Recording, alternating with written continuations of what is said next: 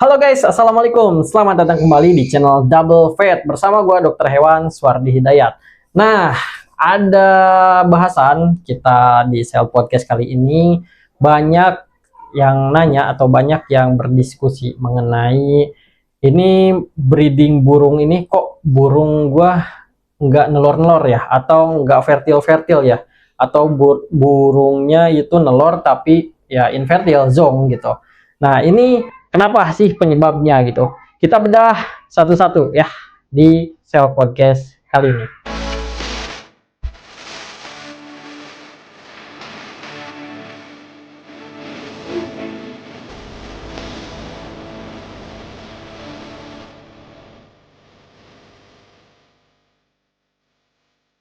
Oke, jadi gini, kita harus telusuri dulu ya dari beberapa aspek yang membuat breeding ini dalam tanda kutip masih gagal.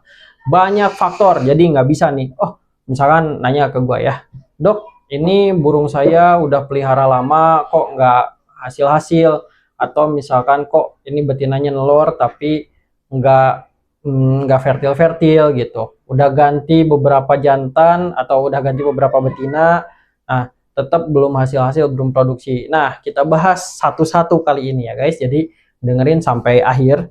Jadi nggak ada yang instan. Misalkan ada yang bilang suntik A, suntik B, suntik C, jadi berhasil gitu. Nggak ada guys. Yang pertama, kalau misalkan ada yang berdiskusi sama gua, biasanya gue perbaikin dulu atau gue tanya dulu makanannya seperti apa. Jadi untuk bisa sampai ke produksi ini ada tahapan-tahapan. Yang pertama udah jelas pasti nutrisi. Nutrisinya apakah terpenuhi? Baik itu karbohidrat, lemak, protein, vitamin-vitamin kayak vitamin A, D, E, vitamin B, vitamin asam folat juga termasuk vitamin B ya, asam folat ini.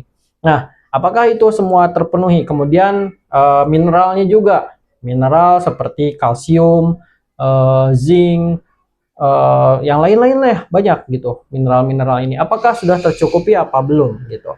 Nah, kalau misalkan ini sudah tercukupi dan burung kalian masih belum bertelur, apakah umurnya memang sudah masuk masa breeding atau masih terlalu muda gitu. Nah, ini juga harus kita cari tahu. Kemudian lanjut lagi, apakah burung yang kalian pelihara ini benar-benar sepasang jantan atau betina? Bisa aja salah DNA, dua-duanya jantan gitu ya, atau dua-duanya betina nelor terus tapi nggak pernah fertil, bisa aja. Atau ya tadi misalnya dua-duanya jantan nggak pernah nelor gitu. Kadang-kadang jantan dengan jantan juga kalau misalkan sudah masuk masa breeding, dia bisa aja kawin. Beberapa kasus ada di Falk, bayi, kalau bayan ya kelihatan lah ya jantan betinanya di Falk. Falk kan harus DNA atau Sankonur kayak gitu. Nah, ini ada aja gitu yang jantan sama jantan kelihatan kawin. Nah, ini untuk disclaimer ya, untuk Falk ini kan kalau jantan sama betina normal itu bisa dibedain. Tapi kalau yang udah mutasi ini memang agak tricky buat ngebedainnya. Tetapi ada kejadian yang pernah gue alamin sendiri, jantan sama jantan ternyata kawin gitu, dan akhirnya hasilnya ya nggak nelor-nelor karena dua-duanya jantan. Begitu DNA sexing juga kadang bisa salah gitu ya, ini ternyata sepasang, ternyata dicek lagi dua-duanya jantan. Ada aja case-case seperti itu. Nah, jadi kita bisa tracking tadi nutrisi, kemudian umur, terus jenis kelaminnya apakah sudah benar atau enggak. Nah, kemudian lebih lanjut lagi, misalkan udah nutrisi udah bagus, DNA udah bagus, udah sesuai lah ya gitu. Minimum lah gitu kesalahan DNA-nya karena udah berkali-kali oh ternyata jantan dan betina. Kemudian umur udah sesuai. Nah, masih belum produksi. Berarti kita harus lebih dalam lagi mencari tahunya. Misalnya, apakah burung ini ada gangguan kesehatan? Ini harus dicek ke dokter hewan. Misalnya gangguan di hati. Hati selalu gue bilang gangguan hati. Gangguan hati ini sangat menentukan burung ini bisa produksi atau enggak. Karena ya pernah gue bahas sebelumnya di video sebelumnya, hati ini salah satu organ yang memang sumbernya atau pusatnya metabolisme gitu. Nah, kemudian kalau misalnya kita udah periksa apakah ini masih normal atau enggak, nah kita bisa lanjut lagi ke lingkungan. Kandangnya apakah udah sesuai. Ada beberapa burung yang memang kalau masuk masa breeding itu nggak mau diganggu sama sekali. Nggak ada orang lalu lalang. Ya misalkan cuman ngasih makan minum doang, udah bersihin kandang, udah gitu. Nggak ada gangguan dari predator atau dari hama, misalkan tikus atau ada ular, ada kucing, anjing. Nah itu juga mereka bisa keganggu dan bisa nggak jadi breeding. Kemudian terlalu banyak orang lewat juga nggak bisa, atau bahkan sebelahnya burung lain yang lebih vokal, lebih kencang suaranya, ya mereka juga nggak akan bisa breeding kalau misalkan lingkungannya terganggu. Jadi itu beberapa yang harus kita petakan dulu gitu ya. Tadi nutrisi, umur, jenis kelamin, sakit apa enggak, kemudian lingkungannya. Nah ini semua kalau misalkan kita udah perbaiki gitu dan masih juga memang burung ini nggak bisa nelor, ya udah kalian mau nunggu apa lagi, udah afkir, ganti sama burung yang lain gitu. Tetapi kalau misalkan nutrisi, oh ternyata gua kurang vitamin, oh ternyata proteinnya kurang, oh ternyata kalsiumnya kurang, nah coba diperbaiki nutrisinya. Oh ternyata si betinanya nelor nih, nah tapi udah nelor belum fertil atau infertil ya. Nah, ini biasanya antara betina dengan jantan, tingkat kesuburan betina itu lebih cepat. Kalau misalnya kita perbaiki nutrisi, betina itu lebih cepat menunjukkan adanya progres perbaikan itu lebih cepat. Jadi betina kita perbaiki nutrisinya segala rupa, dia bisa nelor kayak gitu. Tapi jantan biasanya lebih lama gitu. Lebih lama dia buat ngawinin betina juga masih males-malesan gitu, karena mungkin hormonnya atau libidonya belum naik. Itu jantan memang lebih lama. Kadang-kadang burung ini udah nelor tapi belum juga produksi, ya karena memang jantannya juga nggak mau ngawinin gitu. Nah udah beres nutrisi, udah diperbaiki, tadi DNA sama umur lah, oke lah, udah kita skip ya. Kalau misalnya umur ya mungkin memang belum nyampe.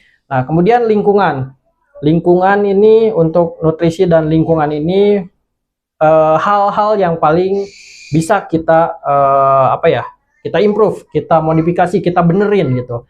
Lingkungan ini juga bisa kita perbaiki. Misalnya ambil contoh burung Afgrey Amazon, itu sangat-sangat sensitif dengan yang namanya gangguan gitu. Kalau misalkan kandangnya berdekatan dengan kandang makau, kandang burung lain yang memang lebih kencang gitu, kemudian kandangnya memang kelihatan sekelilingnya banyak orang lalu lalang, apalagi misalkan ada kucing, anjing di situ, mereka biasanya susah banget buat breeding, buat produksi gitu. Makanya kita harus nyari tahu kandang yang bagus itu untuk burung yang kita ternak itu ukurannya berapa kali berapa, panjang kali lebar kali tinggi seperti apa, kemudian glodoknya seperti apa, ukuran glodoknya atau nestboxnya seperti apa. Nah ini juga harus kita perhatikan, karena bisa jadi nutrisi kita sudah penuhi, tetapi kandangnya asal-asalan, burungnya nggak nyaman, banyak gangguan. Ini bisa menjadi faktor yang bikin breeding kalian gagal. Oke, kalau vitamin-vitamin, sebenarnya misalkan vitamin, kita pakai vitamin A, B, C, D, E. Vitamin, kalau misalkan dari makanan ini udah cukup baik, udah terpenuhi, sebenarnya vitamin ini tuh nggak terlalu penting sebenarnya ya. Karena misalkan kalian kasih biji-bijian, kasih buah-buahan, sayur-sayuran, semua udah terpenuhi gitu kan. Atau misalkan tambahan, tadi ada kalsium segala rupa dari yang alami lah, anggap misalkan tulang sotong, terus cangkang telur, cangkang kerang, itu sudah memberikan. Tetapi memang vitamin ini juga bisa membantu untuk memenuhi kalau misalkan dari makanan tidak tercukupi gitu. Tetapi kadang ada beberapa case gitu, ada beberapa yang bilang oh disuntik anu. Memang ada, bisa aja disuntik, misalnya kita suntik hormon gitu ya, misalkan hormon jantan, testosteron atau estrogen buat betina.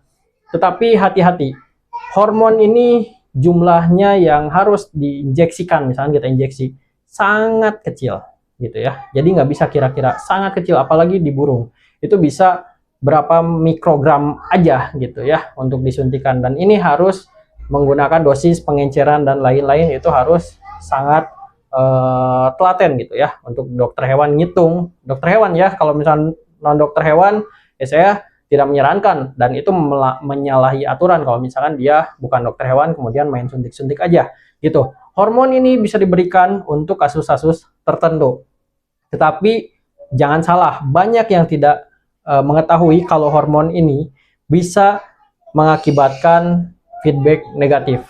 Kenapa? Karena ketika kita suntik hormon, apalagi dia tidak sesuai dosis, bisa bikin burung itu justru mandul permanen.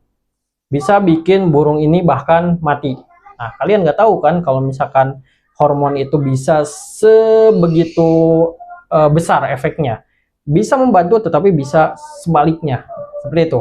Nah, kemudian vitamin lain misalkan yang diinjeksi, ya bisa aja vitamin yang diinjeksikan biasanya vitamin A, D, E itu disuntik bisa membantu meningkatkan kesuburan, karena ya kita tahu vitamin E itu bisa membantu meningkatkan kesuburan.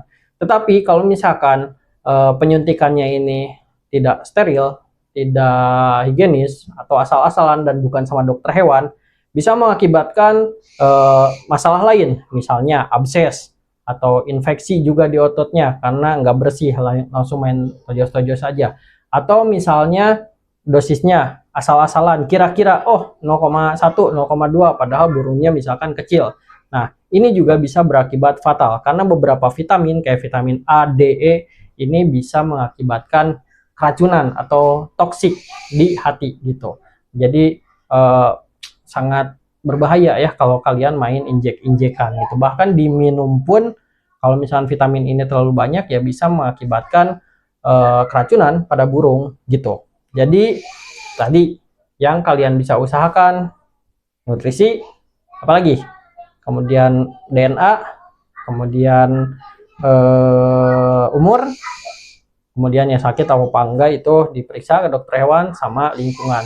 Dan biasanya yang kita perhatikan ya tadi kita cek dulu gitu ya, udah sesuai apa belum. Kita udah nunggu lama-lama, udah ngasih makan lama-lama ternyata burungnya nggak sepasang gitu. Kita udah kasih vitamin yang bagus segala rupa, ternyata ya memang umurnya belum sampai masa breedingnya gitu. Atau kita udah kasih nutrisi lengkap segala rupa, ternyata ya kandangnya tidak sesuai. Nah itu guys, gitu. Jadi banyak faktor kalau misalkan kalian breeding nggak berhasil. Nah kemudian treatmentnya apalagi, misalkan betinanya udah nelor-nelor terus tetapi masih infertil. Kadang-kadang saya menyarankan untuk betina dan jantan dipisah terlebih dahulu gitu. Jantan kita treatment dengan nutrisi yang bagus, betina juga di treatment dengan nutrisi yang bagus. 2-4 minggu baru kita satukan lagi gitu. Atau kalau misalkan masih dalam satu kandang ya glodoknya kita cabut dulu kayak gitu. Tapi lebih baik memang dipisahkan dulu, bagusnya diumbar di kandang yang besar. Nah, baru kita nanti satukan kembali. Karena apa? Karena bisa aja si jantan ini ngawinin betina, ngawin tetapi spermatozoanya ini belum optimal gitu ya, belum bagus, belum maksimal gitu. Jadi yang keluar itu ya masih hanya cairan semennya aja, belum ada spermatozoa yang siap membuahi. Nah, kalau misalnya kita pisah, si jantan ini nggak akan ngawinin betina sehingga masa spermatozoanya ini bukan berkembang ya, namanya itu lupain. Jadi si spermanya ini memang spermatozoanya ini sudah optimal ya untuk membuahi gitu. Jadi ditahan dulu, jangan sampai kawin-kawin dulu. Nah gitu guys, jadi bagusnya dipisahin dulu baru dicobain lagi. Tetapi kalau misalkan semua sudah diperbaiki dan masih belum produksi juga, ya bisa jadi memang ya udah ganti aja burungnya gitu. Itu tahap akhir agar kalian tidak membuang-buang waktu, membuang-buang uang gitu, membuang tenaga dan berharap ini burung bisa breeding. Kayak gitu guys. Semoga bisa nangkep ya, tadi gua ngomong muter ke sana kemari. Semoga bisa nangkep poin-poinnya apa sih yang jadi masalah kenapa burung gua belum bisa produksi. Terima kasih sudah menonton. Bye.